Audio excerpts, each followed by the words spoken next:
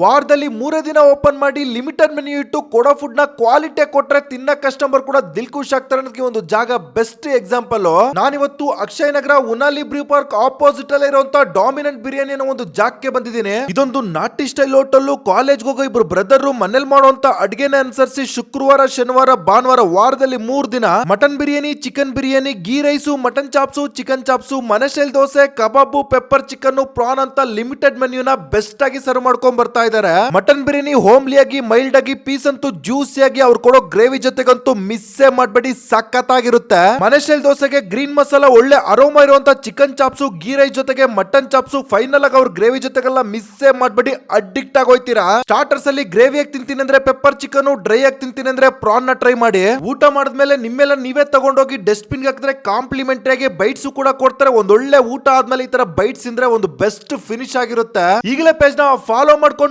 Bannerghatta road ಕಡೆ ಇದ್ರಿ ಒಂದು ಜಾಕ್ ಅಂತೂ ಪಕ್ಕ ವಿಸಿಟ್ ಮಾಡಿ.